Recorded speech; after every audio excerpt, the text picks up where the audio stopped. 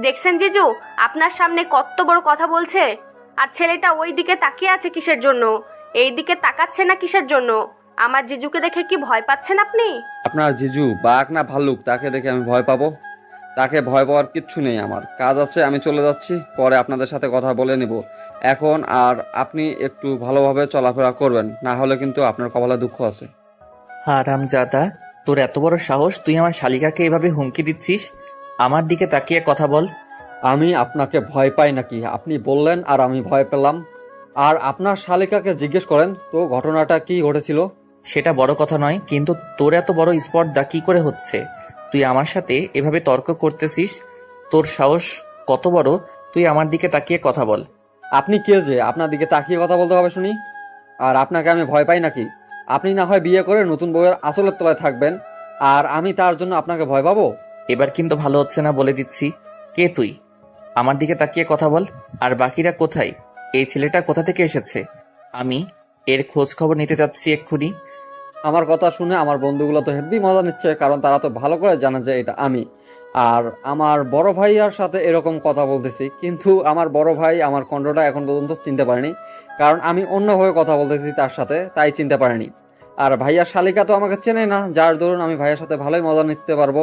এখন আপনারা শুধু দেখতে থাকেন, দেখেন ভালো হবে না বলে দিচ্ছি। আপনি নতুন বিবাহ করেছেন, আপনি বউয়ের সাথে থাকবেন, এভাবে তর্ক করে আপনার জীবনটা শেষ করতে চাচ্ছেন কিসের জন্য? কে তুই? তোর পরিচয় দে, না হলে কিন্তু তোকে আমি এক্ষুনি খুন করে ফেলবো।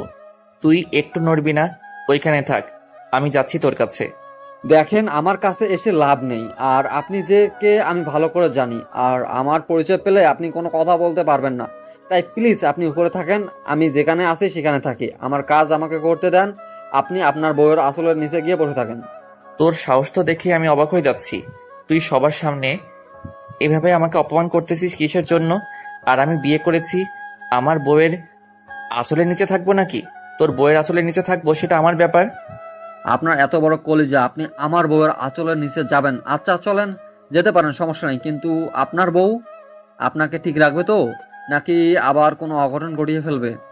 এবার দেখতে পেলাম যে আশিক ভাইয়া আমার কাছে চলে আসার জন্য নিচে আসা শুরু করে দিল, আর আমি এদিকে কাউকে পাত্তা না দিয়ে বাসা থেকে বেরিয়ে পড়লাম, যাতে করে ভাইয়া আমাকে দেখতে না পারে।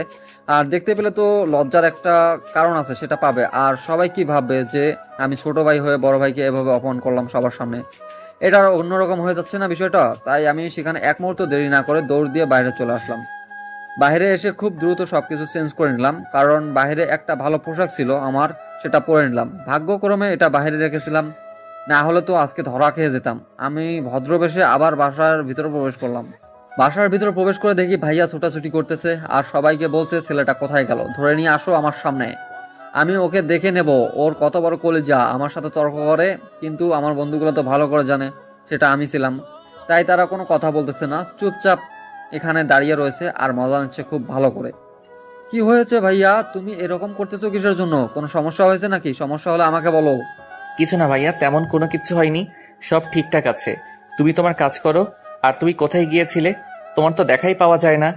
এই বিষয় নিয়ে তোমার সাথে আমার পরে কথা হবে। তুমি বিয়ে করার পর আমাকে একবারের জন্য দেখতে এলে না, আমার সাথে একটা কথা বললে না।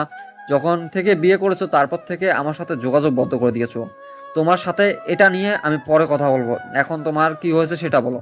আমার তো কোনো কিছু হয়নি, আমি একদম ঠিক আছি। হয়েছে, তোর সাথে এখন আজকে রাত্রে বসে আড্ডা দেবো, এখন যাই, কারণ মেহমানরা আসা শুরু করে দিয়েছে। তুই তোর কাজগুলো শেষ কর। আচ্ছা ভাইয়া, তুমি তাহলে